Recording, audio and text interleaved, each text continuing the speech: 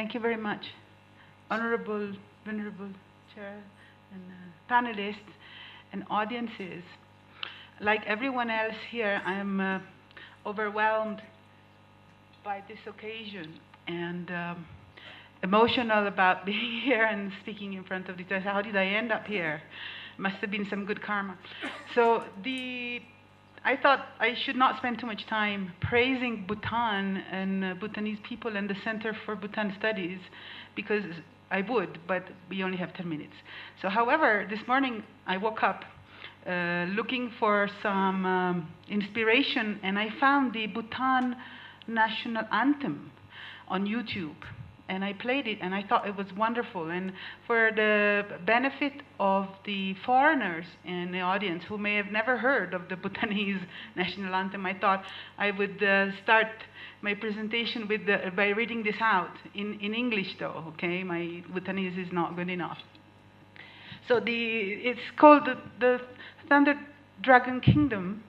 In the Thunder Dragon Kingdom, adorned with sandalwood, the protector who guards the teaching of the dual system, he, the precious and glorious ruler, causes dominion to spread, while his unchanging person abides in consistency. As the doctrine of the Lord Buddha flourishes, may the sun and peace of happiness shine on the people. I think this must be the best national anthem that I have heard of. So. This is for Bhutan, for having us here. Maybe next year I can sing it. So the talk is about Vajrayana and complex systems.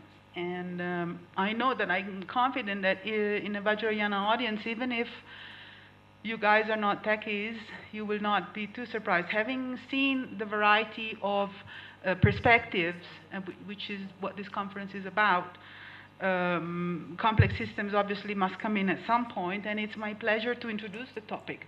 So very quickly about me, I'm, a bit of a mixed bag, and a little bit of an information technologist. I was a journalist, never happy with the amount of solutions I could find in ordinary life, so became a knowledge seeker in the Dharma. And I'm also a Nakpa, by the way, which I think I don't wear the white skirt, but or semi-ordained. And how I got here is because I was studying information technology at some point. Well, I studied information technology because I realized that there are limits to the human cognition. So we cannot remember things, we cannot know things. And when the internet became available, I realized that this could have a potential to bring enlightenment to people. So if we can learn and understand and get the right knowledge, and if there is a technology which can help us to maximize access to knowledge, especially the Dharma knowledge in our case, then I thought I would know about it. And so I became an information technologist because of my interest for the internet, which was supporting my interest in knowledge seeking. And my research field is systemics. Eventually, information systems are like a type of system, and when you go deeper into your research becomes applicable and transferable to other fields, so I ended up becoming a systemist, which is a general system person. So the talk will summarize, we'll try to make only a few points, because we have a little time, which sometimes could be a good thing. So I'm going to try to be succinct. So I don't think I can speak knowledgeably about Vajrayana, certainly not as much as everyone else does in this room.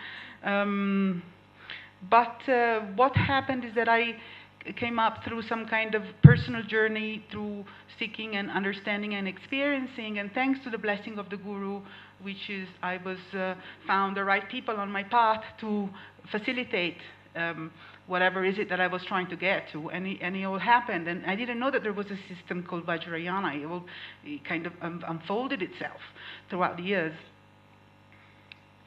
And when studying Vajrayana and systemics in kind of two different aspects of my life, at some point I started realizing that there was some sort of convergence between the two.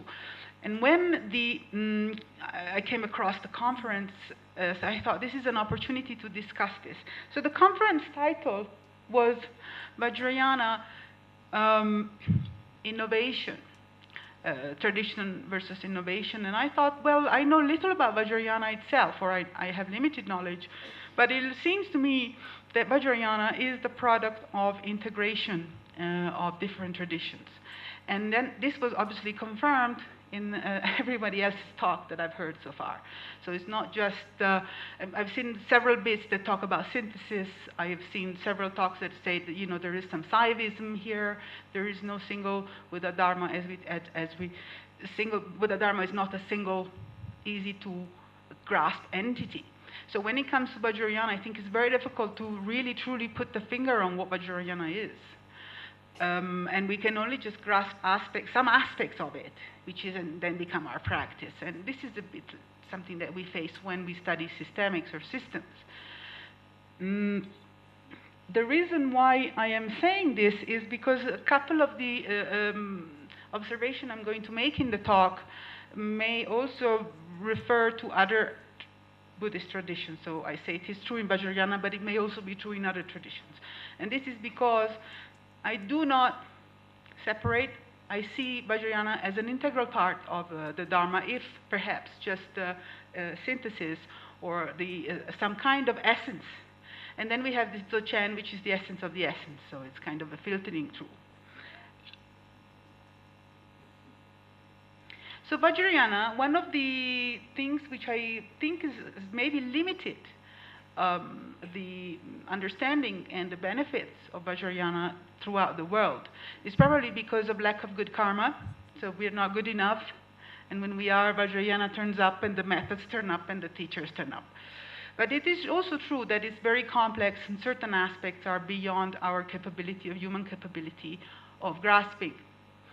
And this complexity is something that perhaps is there to defend and protect the teachings, which shouldn't be too accessible to absolutely everybody for no reason.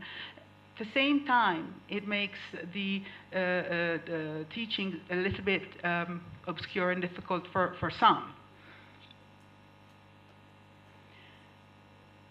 So when we talk about synthesis, and this is just a picture to show how sometimes we grab things from different fields and then we make up something new out of it. So it is in this spirit that I thought I would propose a talk that, starting from the viewpoint that in fact Vajrayana in itself is a synthesis of innovative practices. So innovation brings the synthesis, and synthesis brings innovation. So why is it that I have this perception of Vajrayana as a part of everything else? It's probably because I, as an individual, have what is called a systems view. And in systemics, the only way to understand how a system works is to try to grasp all its aspects. So we have an approach which is called integration. So we don't just say, oh, this doesn't belong here, this doesn't belong here, this doesn't belong here. We just put everything together and try to figure out what the whole is, what the resulting whole is. And then, of course, I have come up with a definition called integral systemics, which is a little bit of a nickname for a methodology. Way. So this is the picture representing the whole. Sometimes people see the parts, they don't see the whole. This is a very known metaphor. So what is complex systems? Any system featuring a large number of interacting components. There are several definitions of complex systems, but they typically exhibit self-organization and other properties. So properties are that is nonlinearity. A complex system, for example, a complex system is nonlinear. Yeah? The dependencies between the agents are not always obvious and visible. So you must have heard of the chaos theory, whereby a butterfly flutters wings here and you get a thunderstorm in another part of the world. That kind of complexity. So we cannot see the dependency between phenomena. And somehow in Dharma, or in Buddha Dharma, I have perceived that that is the case very often. And this is why we need to train the mind. And even just the smallest thought in our mind can bring consequences further down our karmic life. So in complex systems, we talk about emergence. Emergence being something that will come out that we didn't foresee when these complex parts of the systems will interact together. In particular, I specialize in socio-technical complexity, which looks at people and environment as part of the system. So complex system is adaptive. It is the ability of the system to evolve that keeps it new and fresh and alive. Adaptivity leads to coevolution. So we have different entities, different beings. We take the term coevolution from biology, whereby two species adapt to each other to try to live together. But coevolution is also applicable to Dharma and Vajrayana in particular. So these are some examples of coevolution, how some birds develop a long beak to go and get the nectar in the thing. Thank you. I'll take 1 more minute only. So we have coevolution in Vajrayana. I think we can say that we have seen Vajrayana as being the result of different interaction of different systems. And that there is the emergence in complex systems is comparable to what we call dependence arising in Buddha Dharma. And here there is a definition of dependence arising, which I'm not going to read because I know that you all know what dependence arising is. And very quickly, I will just scroll to some pictures.